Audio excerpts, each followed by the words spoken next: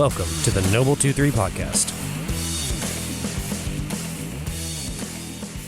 So we could actually kind of start off right now, but like I could show you. I got this Hey Stupid board behind me, and you could see if you just kind of like poke up a little bit. Oh yeah. So it's a little dry erase board. It's got like it's pretty much my my failures so far. So each one things is to not do again. Gotcha. Hey Stupid, make sure. So one of them is from the Miller protocol. Yeah. Are you actually the recording? Miller protocol. So the goal for today is to not add anything to this Hey Stupid board. Okay. Exactly. I gotcha. Yeah. I'm tracking. Yeah. I'm tracking. So it's like slowly been adding on. It's like little lessons learned. You know, because like one of them doesn't even have like the blue light on it. I was like, make sure the light's on. The funny thing about that is that not like a metaphor for life? Yeah. Is that not exactly what we've done since we were 5 years old or so up to now? Hey, stupid. Don't do this. Some people have a Hey Stupid board. Some people don't and just, recreate the same things over and over, but that's pretty cool. Yeah. So welcome to the podcast. Mr. Matthew Perry, not the guy from Friends. Not the guy from Friends. Yeah. It's a pleasure to be here. Thank you. It was a long drive. It's a good drive, though. Oh, yeah.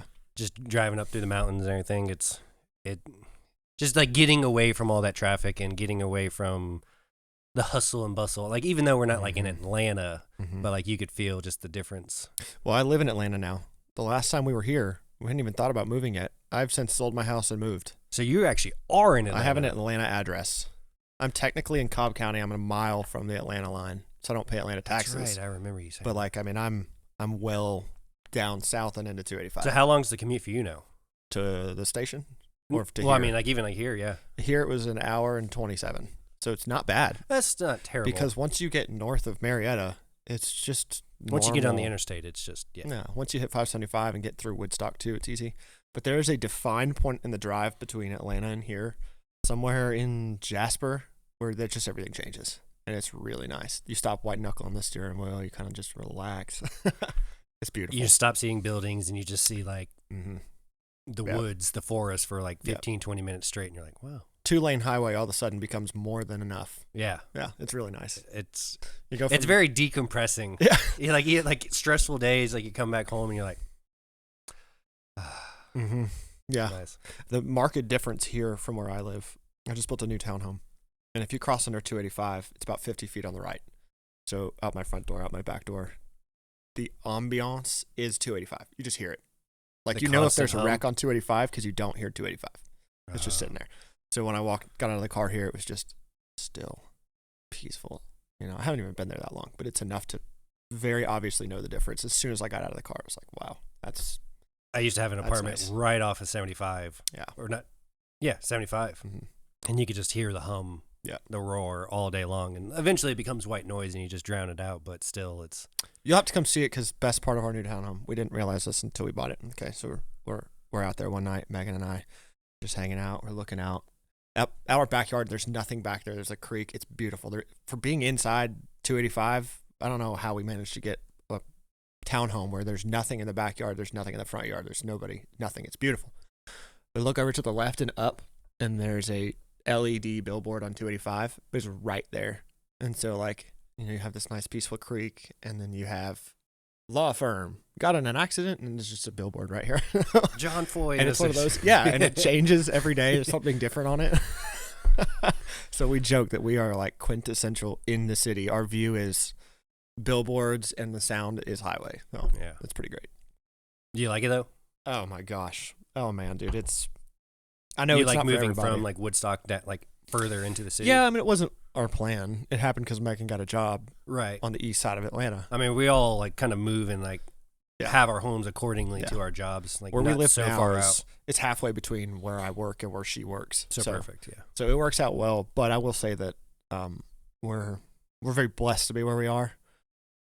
We met there. We met in Vinings. That's where we lived when we met, and moved back up to Woodstock, and now we're back down here again. So it works out really well, and now she loves it, and I love it. And now we're about to raise a child there, so that's gonna be a whole new ball game. And now you just had the pregnancy scare yesterday. Megan D-Day. We've been talking about it. She was like, I've probably got another 4 weeks. It's no big deal. And that's kind of just been the mindset this last few days. Then I was on shift yesterday, and she texted me. She's like, "Hey, no need to freak out, but I think my water broke." And I was like, "Not really sure why I wouldn't freak out about that." It's happening. And then she texted me a few minutes later. She's like, "I need you to be ready to leave. I'm having constant contractions." Make a long story short, her water might have broken. We're really not sure. Nobody can. I don't know. Anyway, she had definitive mild contractions for an hour and 20 minutes. Every 5 to 7 minutes for an hour and 20 minutes. Had what she thought was her water break. So I came home. I raced home. All right, we're doing this. I'm last day as a non-parent, you know. I saw the email go out for overtime. Rest of the shift, station 3. Yeah. And I was like, I had a couple people call me, be like, "Hey, was that you?" I'm like, "Does it show my name is off at 12:15?" But yeah, it ended up being Braxton Hicks. No, it wasn't Braxton. She's had Braxton. Okay. She knows what that is. This is real. The doctor, we went and I made an emergency appointment, and the doctor said, more or less everybody's different, but labor has started. Labor can progress very slowly or can happen really fast. So she was just like, game's on, be ready. Could be any time now. Right. So Megan is very serious and no BS. And so she's like, "No, it'll be another 4 weeks. We'll be fine. You just go back to work. I'll go back to work." Okay. I'm like, "No, that's not how that works. You don't just start having contractions and then they go away for 4 weeks and come back." Like, no, It's going to happen soon. So, yeah, that was that. We're going to hopefully not have another scare again and just have a child. That's the goal. Yeah. Everyone's different, but hey, whatever. How's the pregnancy been for you? For me?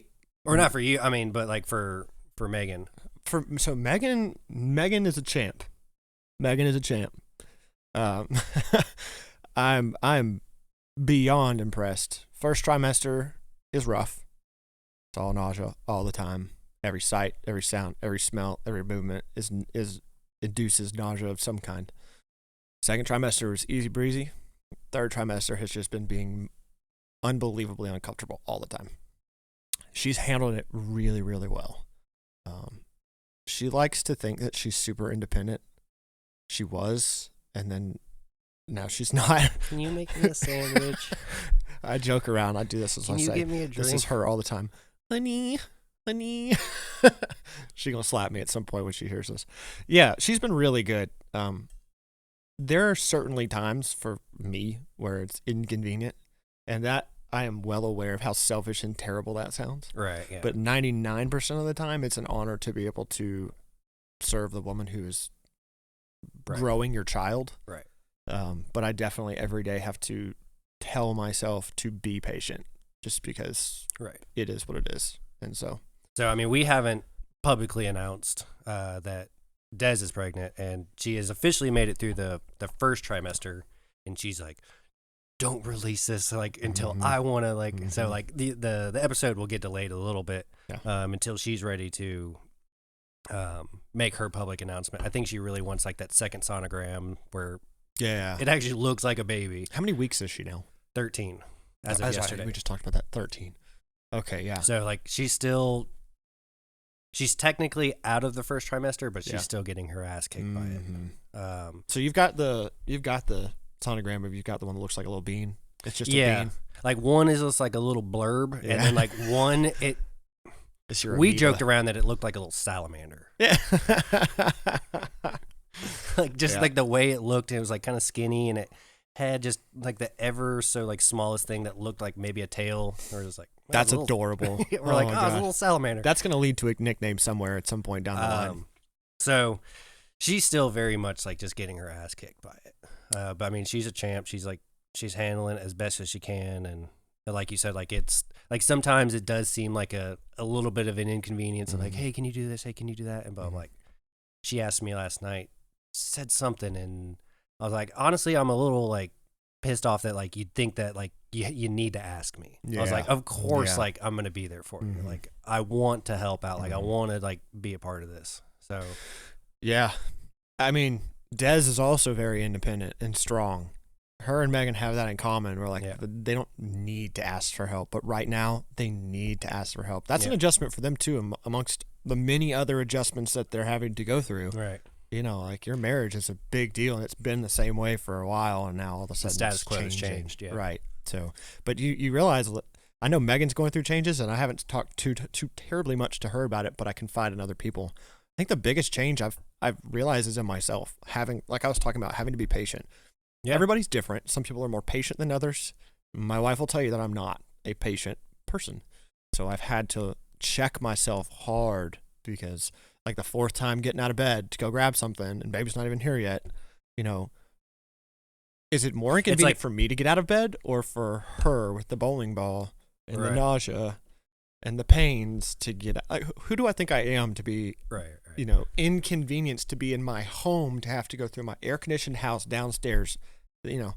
It's like they're the ones going through like all the actual physical and hormonal and everything changes, and then just the husband trying to help out and supplement is just kind of like our way, in a way of adapting to like the new status quo. It's like, okay, like mom is the baby right now. Like we're one and the same, so it's the way that I overcame that was thinking to myself, if she needed something and it was me and say somebody else in a room and she asked them, I'd be so upset, you know, like that's what I get to do. It's my job, is to take care of her. Right. So every time I'm selfish or impatient about it or whatever, I shift that scale to maybe she wants to ask someone else for help if they were here. Like if her mom was staying, maybe she'd want to ask her mom and not me. You know what I mean? Right. Like that is an honor and a privilege that we get. This is your first child. Yeah. This is my first child. Exactly. You don't ever get this first pregnancy again where you get to go through it. It's all new and exciting, and like you got to make the most of it. Speaking of, like, how were you like when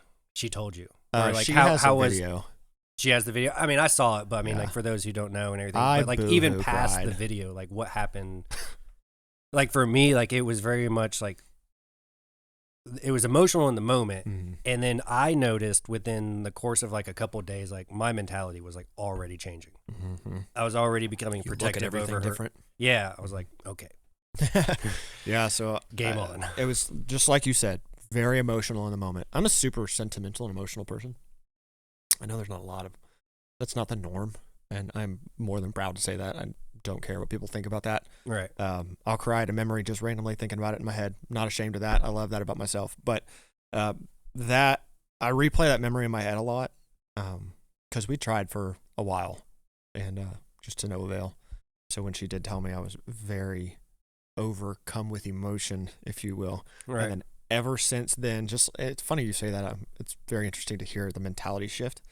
It's like game on. Everything, I go to the store, I'm not just looking for stuff for Megan and myself or the dog. You know, everything is about, ooh, this could be for baby, or baby proofing, or I'll need this for the car, or I don't know. Everything has now, it's shifted from just like the mom, dad, dog to the family unit of mom, dad, dog, son. And it's very exciting. Everything's more exciting. Going to the store is more exciting. Going to see family is more exciting. Planning for the future is infinitely more exciting. Right. So you know the gender. Yes, it is a boy. His name is Noah. Oh, all right. Yes, I'm very excited. I just finished his nursery. Megan and I just got his room all done, got everything built and mounted on the walls and all that stuff. So everything is done. It looks awesome. Awesome. I'm so excited. We're still just trying to get through first trimester. Yeah. She was like thinking, just like, well, what about like kindergarten? I'm like, whoa. Yeah. Well, hey. Let's just deal with like one day at a time right now. First trimester so like is survival. Exactly. That's it. She's like, I can handle being tired. I've been tired my whole life, but I just don't want to throw up anymore. I'm like, oh, that hurts. I'm so sorry. I feel for her so bad. Meg and I went on a trip to Texas, to Lake Travis, my favorite place in the United States of America. Lake Travis. It's west of Austin, and it's gorgeous. It's beautiful. We stayed at a resort there, and this was like, we had just found out we were pregnant, and we decided to go up there, have our little, like, what do they call that? What's that vacation? I don't know. Oh, baby moon. They called it a baby moon. So we had our little baby moon.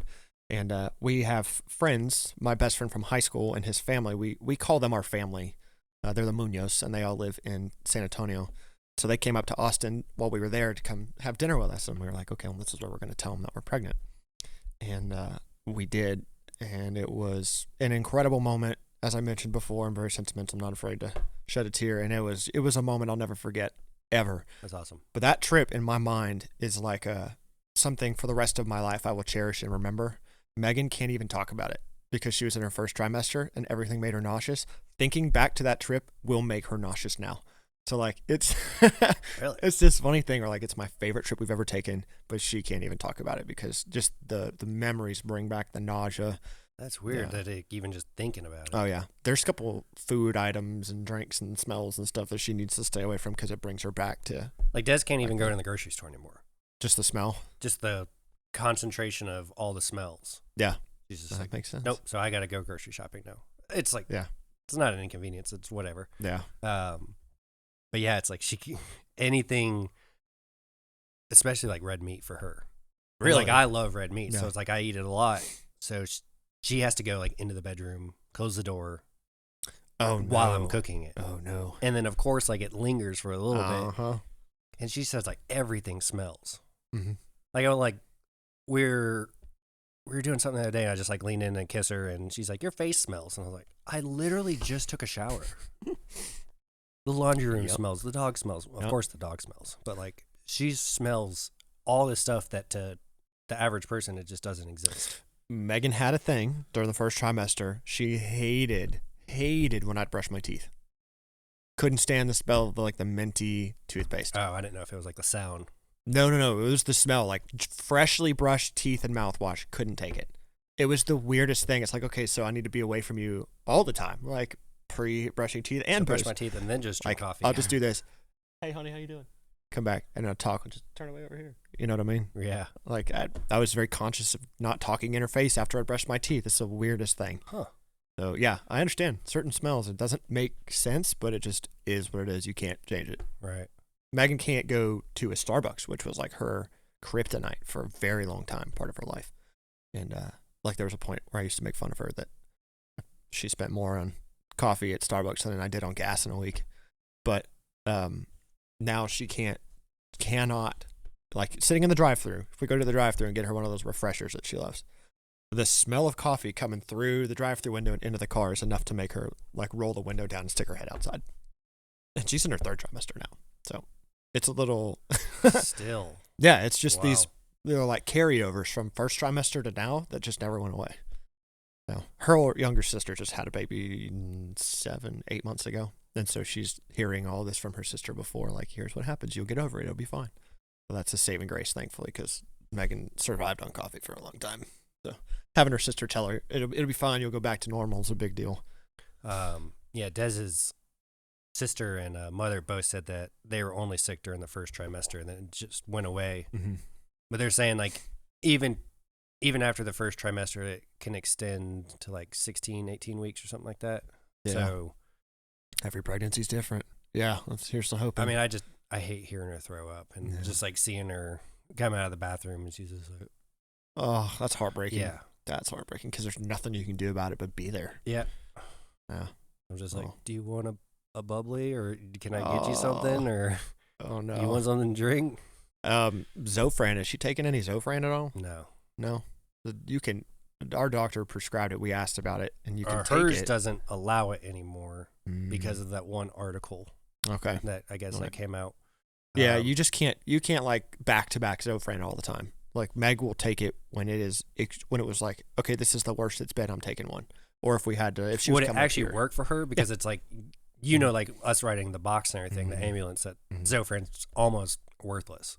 Yeah, I mean, Zofran's real worthless if you've thrown up. If you've thrown up, it ain't gonna do you any good anymore. I mean, But even still, getting- like the nausea, it's like most of the time I've given it, it's like once that alcohol wipe protocol came out, it's like just it seemed more effective than Zofran. It's well, like, I did use that too. We've got a box of the same things, just a different brand that you get from Kroger. We've got a box of them at home. I've Trying done the the same little thing. just like cotton ball and just like smell it. Oh yeah, there you go. You just pour the bottle on it on the cotton ball. Yeah. Yeah, that works. That's great. See, y'all are figuring out the tricks Yeah. just in time for the nausea to subside and go away. We've tried it, and she's just it's been rough for her. I'm so sorry. And she's like, I want to get out, I want to do stuff because she's just like getting cabin fever, Mm-hmm. and it's like yes, like technically we're in a neighborhood, but it's not like you're on top of each other, and there's a lot of distance in between, and Yeah. there's not a lot of young people here either. Yeah. I mean, for the most part, like this is like a retirement, kind of like you just got a retire and jump then start. moved up to the neighborhood or move up into the mountains, and but It's I mean, beautiful here. I mean, we love it. So I mean, like, what has been like the hardest part for you, like with the whole pregnancy thing? Just learning the patience. Hardest part for me has been the patience. It's constantly adapting to change in her routine and needs. In our marriage, typically I have been the one to cook and grocery shop and clean. Like that's just our roles are not the norm, and that's just what I like to do. It's what I do. She does it as well, but I think on the majority, I would say that I kind of take that on. So thankfully I have that going for me. Nothing's really different there, but the routine is hard because we work for the time that we work and we come home and that 24-hour period when you're not there.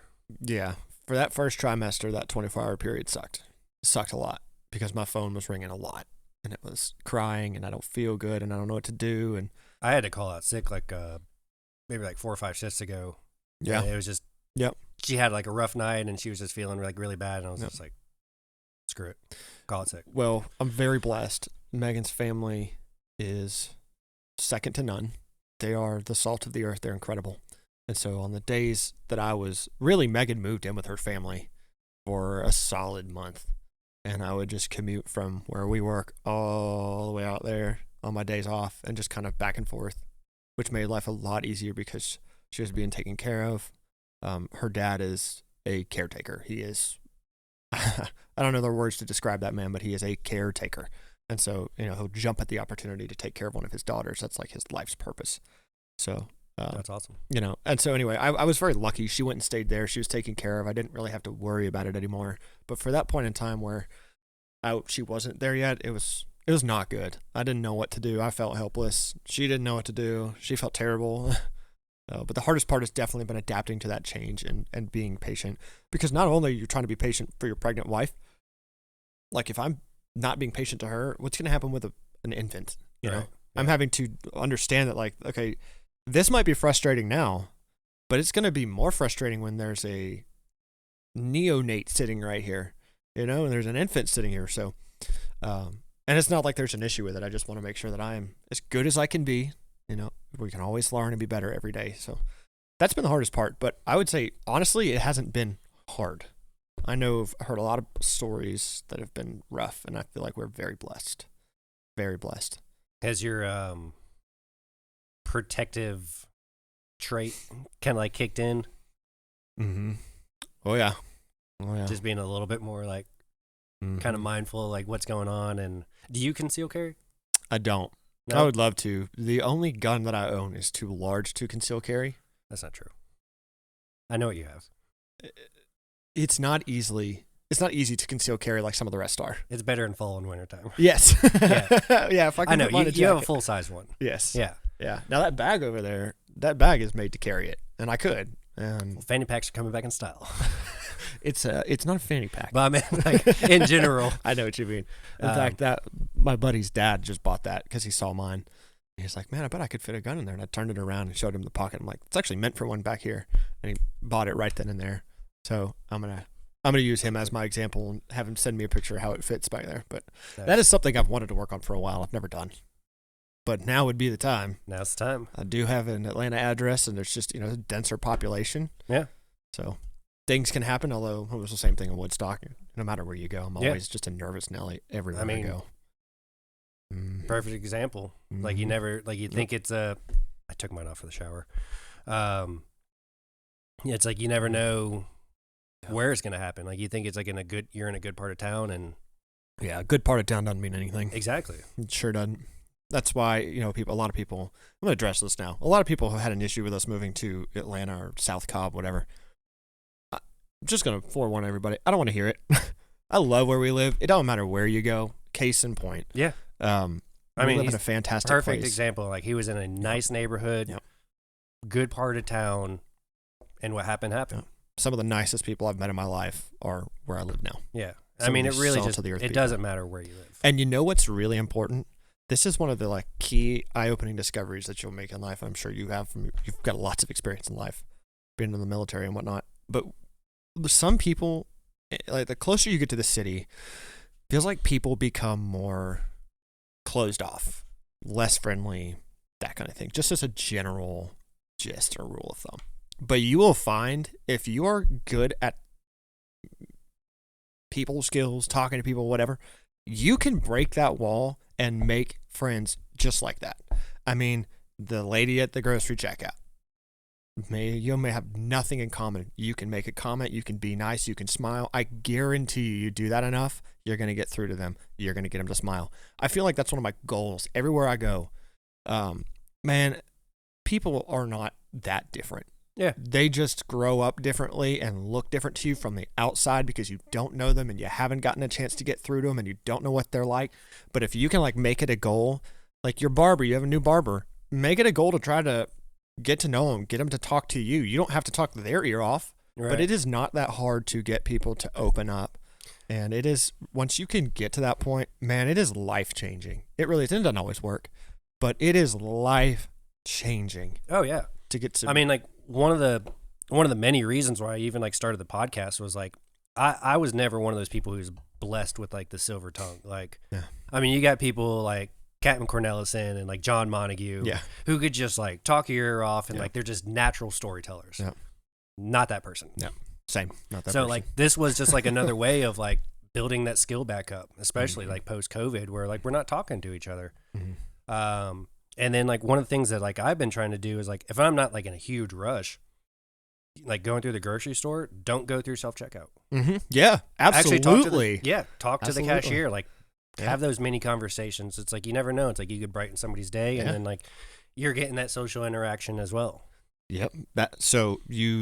What I was just talking about when I was talking about the lady at the grocery checkout, Yeah, I say exactly. that from experience because at the Kroger that I go to in Atlanta, it's the same lady at the Kroger checkout every time I go through there. And last couple times I've just had a basket and I'm like, no, I'm going to go back and see her. And I do every time. And now she says, hey, how you doing? Good to see you again. Whereas before it was just like nothing, you know? Yeah. But I've smiled. I've said hello. I've been nice every single time. We've talked every single time. She's also pregnant. Brought Megan with me one time. You know, that breaks the ice a little bit. Yeah. You know, like when you get to just realize that, like, we may not come from the same background, the same city, the same walk of life, but we're both here. Yep. You know, and right now you're standing right in front of me. Somehow, some way, we have been led to being right here in this moment together. We don't need to become best friends. We don't need to share life stories. But like, I see you as a person. You see me as a person. We don't have to be enemies. We don't have to be different. Like, I don't know. There's just a weird stigma I feel like we walk around with that doesn't need to be the way it is. And it's not this large convoluted fix to fix it. It's just as simple as being a good person. Just Yeah. be a good person. I think there's just like this, I don't even know how to like describe like air out there that like, I mean, through all the news and everything that we're so divided. Yeah. And in like reality, it's like you actually like talk to people and you're like, Yeah. no, we're not as different as we think we are. Let's bring this to work. When you're on the fire truck, Yep. and you're driving back from a call through a neighborhood and there's a kid in the front yard, what inconvenience to you does it do to stop for 30 seconds, give him a helmet, say hello, make his day, get back in the truck, go to the Oh, station? I love doing that. You know what really irks me? When people say no or talk crap about doing that. That infuriates me. You are here for the public. I don't want to hear it. I don't want an excuse. Yeah. Now, if you're sick and you're, you know, having an accident in your pants right now, that's a little bit of a different story. But if you're just being a butt and you're lazy, you know, I don't Yeah. want to hear it. I do not want to hear it. There's so many times where, and you can really, any part of life, I feel like you could, boom, there's an example. Everywhere you go, at work, at home, all that kind of stuff. So that's one way we can do that at work, you know. That's a big thing for me. Always keeping helmets on the truck. You know, it's not just the kids that you're interacting with; it's their family. They're not just sitting out there alone. You Right. guarantee you, mom, dad, sister, brother, whoever, aunt, uncle is out there. You're making a positive impact. You're influencing people the right way. You're making a good image for the department that you work for, and you know that's just being a good person. And you can carry that over to the grocery store or wherever else you're going, whatever else you do, in line to grab coffee, getting dinner at a restaurant, whatever. Yeah. You know, if your waiter comes and refills your drink 4 times because you're drinking something super fast, say thank you every time. Thank you so much. I really appreciate it. Yeah. You don't expect them to do that. They don't owe you anything. Yeah. Yeah, you're paying them, but guess what? It's their time that they're offering you, and you're offering them money. It is a, you know, Yeah. it's mutually beneficial thing. So be a good person. That's like my And I am not always perfect at this. I want to point that out. I am not the picture of. I mean, you try your best every day. Yeah. It's like, but we all have bad days. Yes, I can be Sometimes the inherently patient- selfish. I mean, we all can be. Yeah. Um, I love a good rabbit trail, man. That just went. Phew, I love it. you never know what's gonna happen. Kind of back to the baby and everything though. Like, what are you most excited about? Like once baby comes. Dude, loaded question, because I could answer that question for the remainder of the time we're here. I mean, we're here. What am I most excited about? I think. Do you mind if I rabbit trail this a little bit? Because this answer goes a different direction. Okay, I'll make it short. Growing up, I was a brother. I was a younger brother to an older brother. My older brother is manly, athletic, not very emotional, the norm. I was artsy, creative, liked technology, liked to be inside, ADHD, all the not so normal things. And my parents did a great job with all that. Nobody did anything wrong. But I have always, growing up through elementary, middle school, high school, was very different. You know, kind of ousted myself by being just weird haircuts, saying weird things, talking super fast, being ADHD in general. And, you know, I never let that stop me from having a normal life or anything. I haven't been, you know, have deprived of a childhood by any means. But my point in all that is, I don't think that anybody could really relate to that. That is my dog, if you could hear that. He's under the table. I don't think people could really relate to that. And so what I'm excited about being a dad is this. Whatever Noah decides to be when he grows up, whatever, you know, path he wants to go down, should he be gay, for example, whatever his life entails, I am excited to be that rock and support and just, you know, unshakable love that he'll find in dad. That is what I'm most excited about. If I could sum it up in one thing, it's that, like, all that stuff that I felt weird about growing up and didn't really have anybody to, like, you know, I want to be that person for Noah. I want Noah to know that no matter what, dad loves him, supports him. I'm here. You know, that's what I'm excited for. That's what gets me. That's good though. Gets me a little teary eyed. That's great though. Yeah, that's awesome. The fact that you know you're gonna have a son, and kind of like going into that further, like you said, you weren't like per se like the traditional boy. right. Like you're not the like manly playing sports, and like I mean I played like soccer and for a little while and then basketball, but for the most part like I wasn't sports oriented. Yeah, same. I was more so nerdy. Mm-hmm. But then like over the course of time, like I got God, I can't think of the word. Introduced to different things like through my dad, camping, hiking, and then eventually like the military and all that stuff. Like, is there in a world? I was asking like Chief Gwynn the same thing. I was like, in a world that's actually like hating on masculinity, Mm-hmm. like all those traditional aspects of a man. How do you want to like raise your son like in today's world? So, it's like a super difficult question. No, that's a great question. I really appreciate that question, actually. Because like we don't know if we're gonna have a boy or a girl yet. Yeah, so And, you like, don't know how to prep for that yet. And like for me, it's like, do I delve deeper into like if it's like son, it's like that's a whole nother realm, Mm-hmm. especially in today's world. Mhm. Or does like the heart get broken Yeah. up and you become like the little softie for your daughter kind of thing? Yeah, girl dad. Yeah, exactly. So it's like you don't know. Like we don't know yet. So it's like once I find that out, like my mentality is going to like completely change. It's like, okay, am I prepping for a girl or am I prepping for That's a a good son? point, because I've had time to think about it. Yeah, now you have had time. So we it's found out at 8 weeks. We found out real early. Like the doc was like, Did I you can do, say like, with a blood- 90% certainty that it's a boy. No, I mean, you could tell on the sonogram? Yeah. And we did the blood test, which confirmed it. So Okay, so we just did the both. blood test yesterday. Oh. So we still got to wait 2 weeks. Oh. Okay. So we don't know. Okay. So we're all like, So I want to introduce Noah to. Oh, hey, that's Winston. That's my boy. Uh-oh. Winnie, come here, sweetie. Hey, come here, it's Winston. okay. We'll just chill like this. Okay. Oh, this is my fire station rescue. A little 8-week-old dog got dropped off at the station, and he's my boy now. Come here, baby. Come here. Hey. Oh, you can't get around. So I want to introduce Noah into certain things, right? Whether he likes those things, keeps an interest in them, that is perfectly fine and up to him. Right. Aviation, for example, everybody loves to look at my trailer park tattoo. My biggest passion in life is aviation. So I want to introduce him to aviation to just see, like, if he likes that, and if all he doesn't, the different that's planes fine. and Yeah, fire department, for example. Does he like that? No. Yeah. You know, I just want to expose him to lots of different things: sports, aviation, fire department, all of these things, and just kind of see what he likes and goes for. I want him to recognize his fullest potential, not mine, not my dreams, nothing about me. I want him to be him. right. And I think as a dad, it's my responsibility to, expose him as much as I can, like soccer, football, doing things in school. Like I took an engineering class in high school. That was incredible. Do that kind of stuff. But really, if he shows an interest in something, then putting our time and effort into that. But specifics, dude, you're talking about masculinity and the world hating on masculinity. I completely understand why the world feels that way. But I will say, I don't think it is masculinity as masculinity goes. I think it is masculinity with the stereotype of certain things, like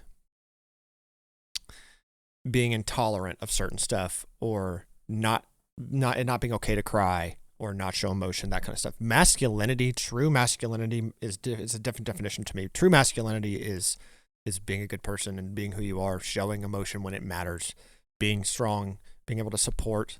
It's all the good things. So, I ain't like huge and strong by any means, but that's not the definition of masculinity to me. I can do enough. So I want I want to raise him on certain moral standards. That part's not really like he can do whatever he wants. Right. We're not treating people poorly, that kind of thing. We're not going to discriminate people just because of, what you think is right and wrong. I really want Noah to grow up in a world, in a household that prioritizes loving each other, loving people, and being happy, right? He's not going to make other people happy if he's not happy. People that are upset and depressed and stuff like that don't necessarily bring other people up. So I want to make sure that he is happy and realizing his full potential and being nice to those around him. Because also, if we're being honest, if you want to get far in life, you have to make connections. Yeah. And making connections is a lot easier when you're a nice person. So I don't know if I fully answered that question. I feel like there's a couple different ways I could go with that, but generally, yeah, I want him to be masculine, but my definition of masculine may not be the same as somebody else's. That's fine. Masculine does not mean huge, ripped, strong. Masculine does not mean straight. Masculine does not mean emotionless. To me, there's a whole bunch of variations where that can go. I just want him to be himself and be a good person and be happy, realize his full potential. Right. And that could be too, if his full potential is something sitting on a keyboard, that's fine too. Like whatever he wants to do, that's fine. I'll support him. Working for the government's not always the smartest option. So, are you guys going to put him in public education, or have you guys thought about homeschooling? We've talked about both. We're still not 100% sure either way. Like Des is dead set on homeschool. Yeah, I don't blame her. I really don't. I'd be lying to you if I told you I wasn't scared about public education. It's just kind of just seeing in the news and everything that's going on in the world today. It's that you can't deny that. I really want to subject my kid to that? We've talked about it. We just haven't made a decision because we're in the same boat. It's like, ooh, what do we want to do? She initially was like, I want to do it the whole way. And I was like, I don't think that's necessarily the best thing. Yeah. So, we're kind of right now on the idea of preschool, grade school, middle school, and then once they get into the high school years, allowing them to go into public school. Okay. So it's those early formative years of what you kind of see in on the news, drag queen library stuff, and just being subjected to stuff that's they don't even know yet. Yeah. So it's you're trying to teach your kid one thing, and then at the same time you got somebody trying to teach them something completely different. Yeah. It's no, that's my job as the parent. You don't need to be asking them what do you identify as. They don't know. They're 5 years old. I want to make it clear, I have no problem with people identifying as whatever they want to. I don't have an issue with it. I don't think there's anything wrong with it, but I do agree that at a certain age, it should not happen at a certain age. Then that's just me. From my child, I don't want them to be like talking about it at 4 years old. I don't think that makes sense. Like at some point, when that becomes Mrs. Anderson an issue, asked me like what I identify as today. What does that mean? Like, I would be livid. Well, that would be like, okay, we're having this conversation early. We're going to talk about it. Right. I would like to bring that kind of stuff up to, like, I don't want Noah to grow up and go to high school and be like, ooh, you're weird. Like, that's not what I want for him. I don't want him calling people weird just because he doesn't understand what's going on. Right. I would like for him to be informed, know what's what, and then just let people live their lives. If somebody wants to be trans, I don't care. You shouldn't care either. Just leave it alone. Oh, yeah. Be a good person and be nice. But at 4 years old, that's what I'm saying. I don't have the answer to like exactly this time and this age and this is where we're going to do it. Right. But I would like to be the one in control of that. Yeah. That's what it comes down to. Don't necessarily want that to happen in school. I'd rather that happen in the household. Exactly. Right. So like, I mean, for us, it's like we live in a fairly conservative county. So it's like, I doubt that would actually be like that big of an issue here in like North Georgia versus Atlanta, Cobb County area. I mean, that literally just happened this past week. There's a school teacher in Cobb the board was meeting. I don't know. This has been on the news for a week now they've been meeting about whether or not they should fire her because she read a book I think it's called My Shadow is Purple, something like that. I don't know the full story here, but anyway, she read a book to her class. I think it's a 4th grade class. Okay. And it was more or less about like gender identity and that kind of stuff, and it wasn't approved. And so they were like, "We're gonna have to fire you for this." I don't think she ended up getting fired. That's like what, 9-10 years old. I'm not 100% sure on the details of it, but my point is that literally is currently happening right now where I live. So yeah, and I mean like those are the formative years for like a kid. Like they just don't know, and then like for us, it's like definitely. And granted, like this is all idealistic, and like the kid's not even here yet. Yeah. But I mean, it is one of. Did you just say he? Did you just say he?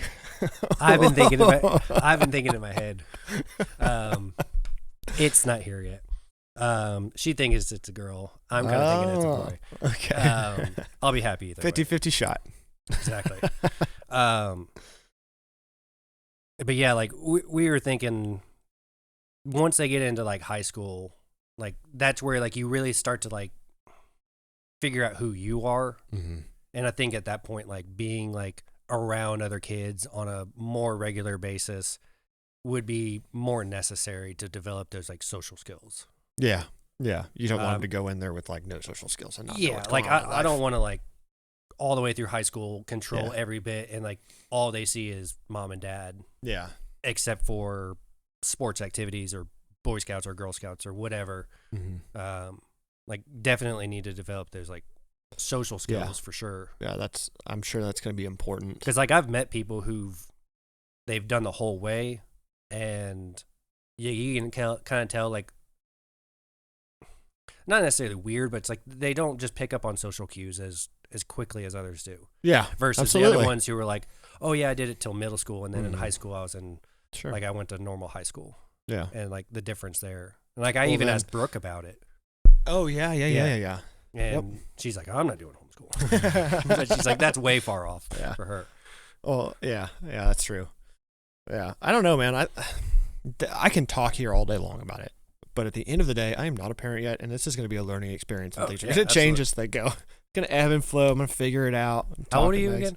29. 29. Okay, so like I'm 38, and like we've been wanting a kid for a while. Damn, you old. Like that Kevin Hart. Yeah. Don Cheadle. I'm sorry. But I mean, like when I was dating Des, like when we first met, like I told her, I was like, look, I'm coming out of like a bad marriage. Like this is what I want in a relationship. And she was all for it. And then just kind of like as things went along, it's like kid just kind of got pushed off and pushed off and pushed off. And then we started trying. But still, it's like I've been ready mentally for like a long time. So like I'm like super excited about it. Okay, you asked me a lot of questions. I want to know about you. I want to know. Go for it. We're in the same boat ish. Yeah. Just different time frames here. I want to know like what are you thinking about? Like if it's a boy, if it's a girl, what do you? Dude, that's what I'm ready. Like I told you, like I don't know. my mind's like ready to You've fracture. thought about everything you can, and now you're at the point of like, I need to know which one. Is it boy? Yeah. And I need to prepare for certain things, or is it girl? And like, because it's like I have a younger sister, and like I could see it with my dad. It's like,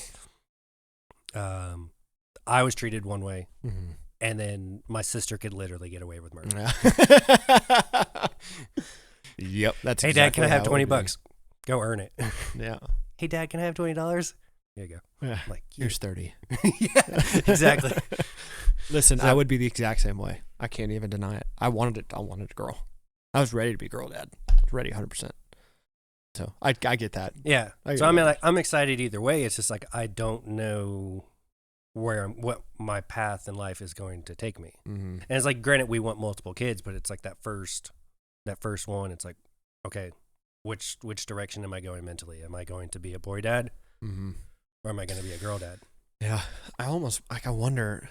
They both have pros and cons of knowing beforehand and like that benefit, but I don't know. Like the suspense is almost good too, because then once you do find out, it's gonna be like go. All right, I'm ready. This is what we're doing. This is what I'm getting. I need to buy this. I need to read this. I need to figure this out.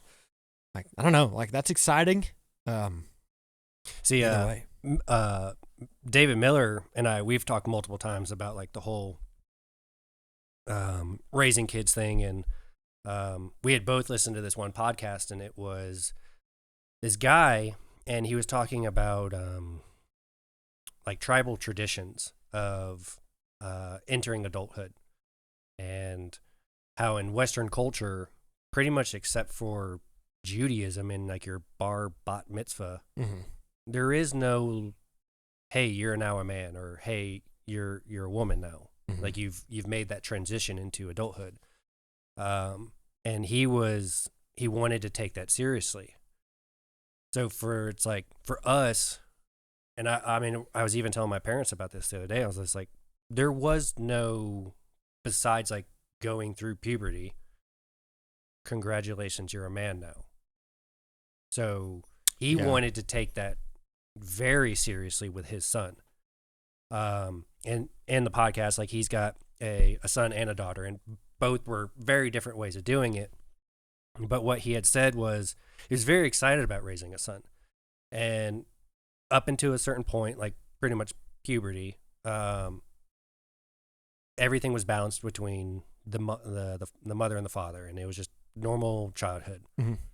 But he came up with a plan. He talked to his wife about it, and the very first step was the mother taking the son out to dinner wherever the son wanted to go, and them having one last dinner together as mother and son in a certain way that was like the status quo at the time. And she would address like, you're about to go through something that I cannot be a part of. I will always be there for you as your mother. I will always like, don't misunderstand that. Like I won't be there for you, but you're going something through only your dad can take you through. Like you're going from boy to manhood, and whatever his final decision is on this, like I stand by it, and I can't help you. So don't come crying to me.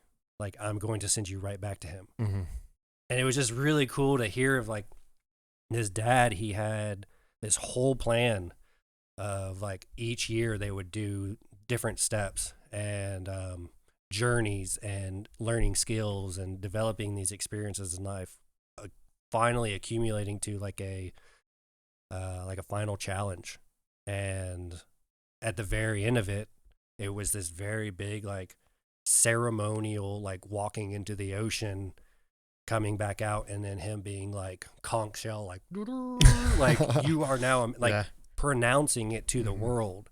And it was very like over the top, but like he needed that, like, and like the boy needed that to hear. And I was like, dude, that's really cool, because we don't get that. I was just about to say that's there's no, it's different in today's there's no world. tribal like go out into the savannah and kill the lion and No, come back. it's you get your first 1998 Honda Civic and work at Kroger as a bag boy. Like, haha, you did it. Way to go. Yeah, no, it's very different. Yeah. Now, I mean, we heard like this really cool, I think it was like Cherokee tradition. like Native American Cherokee, and the son would go out into the woods, and he had to spend the whole night sitting on a stump, blindfolded. Interesting. Don't know what's going on in the dark. He just has to sit there and wait for the rays of sunshine to kind of catch him up underneath the blindfold, and then he would know. And then in the morning, he would take it off, and he would see that his father had been sitting by his side the entire time. And I was like, good God. I was like, cool. that's... Yikes. Yeah. Like, hit you right in the face. Yeah. Like, okay, cool. That's awesome. So I didn't know if, like, granted, like, not everybody has that big plan. I mean, because that is a huge undertaking. But that's the kind of idea. It's like, if I'm going to have a son, I want to do something like that. Because I never did anything hard until I went into the Army. In my opinion, like, yeah, it's like you did chores and you do stuff around the house and like you go through school, but there was no like rite of passage. So for me, it's like I want to develop something like that, or like actually like, hey, you need to join the military. So, you have anything like that in mind? Like, especially as like raising a boy? I haven't thought about it like that. No. I think it'll depend on what the interests are. I don't know. Like, nerdy young me would have, probably not have been interested in that, and that might have driven more of a wedge.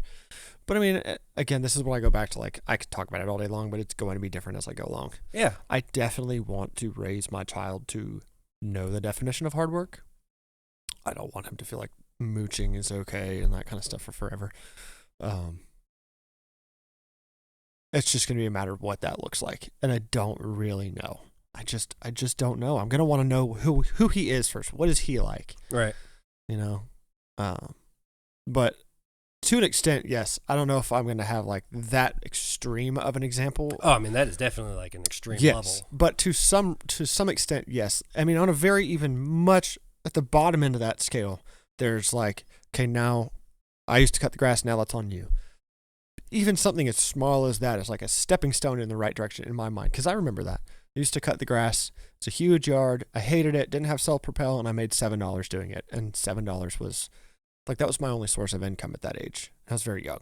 But, like, that's how I learned the value of, okay, if I want to buy something, which I used to buy model airplanes with the money that I would make from cutting the grass. Loved those things. And they're like my pride and joy. And I would want another one. It was like, okay, I kind of cut the grass. Do you think the neighbor will let me cut their grass? And, like, I started doing that on my own. And so... Right. To an extent, yes, but I haven't thought to that extreme yet. No. I volunteered to mow the grass one time, and then my dad's like, all right, that's your responsibility. I was like being nice and trying to help. Gotcha. Crap. Winston. His dog has walked away, and I don't know where he is. He's fine. It's a basement. Yeah, he'll be all right. He might chew through a 2x4. No, I'm just kidding. He'll be all right. But yeah, overall, like, I mean, we both seem to be like really excited. Oh, God. I mean, I know I am. Yes. I mean, I've been waiting for it for years. Just not like you don't understand, but like wait till you get to this point. Like to me, everything built up to 36 weeks. We're past 36 week now. 36, 37 different viabilities, but like we're viable now. 36 to 41, right? Right. Like homeboy could come now. And yesterday, there's been a couple times where like Meg will be like, ooh, she's had contractions for the last week and a half. They'll be like 1 today, 3 tomorrow, none for 3 days. Just very intermittent, sporadic, real contractions, but nothing of substance until yesterday. But like when that first started, the other night we came back from her parents, she had a contraction, a pretty gnarly one, and then 5 minutes later had another one, and then 5 minutes later had another one. In my head, I was like, game on, here we go. Right. Then nothing. So here we go, nothing. Oh, it's like, Peter Griffin. Nah. Oh. And yesterday it was like, all right, I'm going. Leaving the station. See y'all later. And the guy that was taking over for me was like, go be a dad. Go become a dad. I was like, yeah. And then, no, nothing. So, yeah, at this point, like, I'm just trying to find a middle ground and just kind of chill and manage wait. Anxiety. Yeah. And there's no way to time this or figure it out. Right. Like, being on shift yesterday, I couldn't stay at work thinking that she may be actively in labor 40 minutes away to an hour away. I'm like, that's not going to happen, obviously. But then it's like, okay, now nothing's happening. But I have to be here tonight. I need to make sure she's okay. So, like, this is a huge transition because right now it's all about Megan. You know, I'm taking care of Megan. Megan's taking care of baby. And first of all, that's a super special thing. Just, oh my gosh. Especially, that's my best friend. And, like, taking care of her it means the world. But every time we get, like, a little, like, ooh, could it be happening? Could it be happening? My mind immediately is like, okay, I'm not just taking care of one anymore. Here we go. I'm about to be skin to skin with my son. And, dude, there aren't words for that excitement. You asked, are you excited? There are not words for that level of excitement. I'm sure you are getting, like, you understand. It's getting there. Ooh, yeah. Oh, man. It's weird because, like, she doesn't have the bump yet. Like, she's getting a little firm down there, but, like, for the most part, she doesn't have the bump. So, and, like, we can't feel it. Yeah. Well, it's going to explode. Right. It's going to be like, okay, I got to buy, some maternity jeans. And then a week later, those giant maternity jeans don't fit anymore. And then there's the emotional roller coaster. Yeah, it's awesome. Megan is very small. She's like, I don't know, 4'8", 5'2", whatever. No, he's laying down. And she's, I think she was 100 pounds. Now, at 36 weeks pregnant, she's 129 pounds, 129.8. So she's still itty bitty. So we joke, like, if you look at her, she's looking away from you and you look at her back, it's Meg's. As soon as she turns around, it's like, bam! She's huge. Mm-hmm. But she's all belly all the time. Mm-hmm. And it's been interesting. Things don't fit. Feet swell up. Shoes don't fit. Oh, man. Compression socks are a big game changer. Compression socks will help. We didn't find that out until recently. That's a huge deal. There's a lot of stuff. Belly band. The belly band, there's one that goes under the bottom to, like, hold it up, and then over the top to push baby down if he's, like, all up in here. That makes a huge difference, especially for car rides. Dude, I could talk about this pregnancy thing all day long. This is my current jam. Yeah. I mean, like, most people that it's like I talk to on a regular basis is like they already got kids and they're well past infant. Yeah. So it's they're no longer in that phase of life. Yeah. Well beyond it. Middle school and or elementary school and softball and all that kind of swim team. So you and I are still just thinking about wiping poop off their back when they blow a diaper out. Yeah. The only other person that's like I kind of talk to on a regular basis would be like Isaiah Johnson. Yeah. And a couple months, I think, at this point, maybe 3-4 months old, their baby. Wow. Oh, wow. So yeah, it's like he's the only other one that's like still. Well, it's like one, he's transitioned. He actually has the baby, and like we'll be there soon. So it's like we can kind of like we can go through that journey together. Got to say hey again. He knows we're talking about babies. This is my first baby. This is my son. He's my pride and joy. I love every single thing about him. Hi. Thank you. Oh, you're so sweet. I love you too. I'm excited for him to be a brother. You excited for Cora to be an older sister? Yeah. Yeah. Isn't that exciting? Like your dog is about to be dude, speaking of like pets, like I heard from other people, it's like you kind of gotta have abandoned the pet for a while. Yeah, we've watched a couple videos now on not letting your all these videos call them fur babies. I've never talked about him as a fur baby, but they all talk about your pets like not neglecting them, how they will have like an emotional roller coaster too, especially ones. I don't know about Cora, but like him, we have babied this dog. He sits on the couch with us. He sleeps in the bed with us. That's how we want it to be. And so like there's going to be an obvious change, and I don't want to neglect him because I don't, it just doesn't seem fair. Right, yeah. So we've talked a lot about like, okay, when you've got baby for an hour, I'm going to love on him for a little bit. Like we could keep each other accountable. Does he, what's wrong with you? Does he like to cuddle? Oh my gosh, yes. He's a baby. Cora is just very much like, okay, I'll sit next to you, but like, I don't really want to cuddle. We're like, okay. No, he will literally lay on your lap. Oh, she won't. He is, at night, he sleeps in between Megan and I with his head on a pillow under the covers. He is a little baby. That's my whole family loves him because he's this big dog. He's a big lab, but he's really and truly a baby. He is an infant child. Dude, Cora, maybe he needs to go outside or something, but he's starting to cry. which is she's so shy and like and then protective and everything. And I'm curious to see like how she's gonna evolve. Like once they say like the dogs know pretty early on like if a woman's pregnant. Yeah, he knows. So it's he'll like, put his face on Megan's bump. Or okay, like we haven't gotten that far to where like we could truly tell that like Cora knows.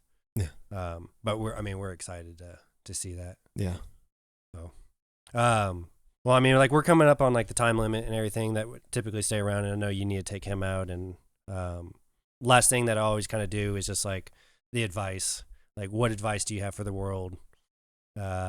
Or as a new dad or whatever. Like, what like if you had to share one piece of advice to the world, like what would it be? I'm not uniquely qualified to give advice to the world, but I'll go back to what I said earlier. Just be a good person. Or I'm not perfect at it. I'm not the greatest at it, but it's something that you work at every day. Be kind. Try to be selfless. Smile at someone. Say hello. Don't be offended when people don't say something back. Work at it. Chisel away at it. Just you live in a world full of a lot of different people with different walks of life. Yours is not the only right one. You know what I mean? We're all different. I don't want people throwing their religion down someone else's throat because that's what they grew up with and they think that they're right. You might be right, but don't oust someone else because they make different choices than you, or they're different than you are. Embrace other people. If you want to be Christian, then love like Jesus loved, and Jesus loved everybody, right? So, I don't know. Be a good person. It's not that hard. Don't make excuses. It's not that hard. It's really not. Except for when you're in the car. That's a whole different story. My wife will tell you, I throw everything out the window when I'm in the car. It's all bets are off. I'm so impatient. You're going 1 mile under the speed limit. How dare you? But yeah, no, be a good person. It's not that hard. And like I said, it's something we work at every single day. Right. And then, I'm excited to keep up with you as Desiree gets further and further into this. Oh my goodness. Excited to go through this journey with like friends like in the same age group. Yeah. So that's awesome, man. Well, thank you for coming up here. Thank you for having me. I've definitely enjoyed the conversation. Next time I see you, I'm sure I'll have a child. I am excited for you. Awesome. Well, thank you for having me. Yeah, absolutely. All right. Bye, everybody. Bye. Thank you for listening to this episode. I really hope you enjoyed it. Please follow us on your favorite podcast app, hit that bell for notifications on new episodes, and please share with a friend. Thank you for all the support so far. I really appreciate it. Have a great day.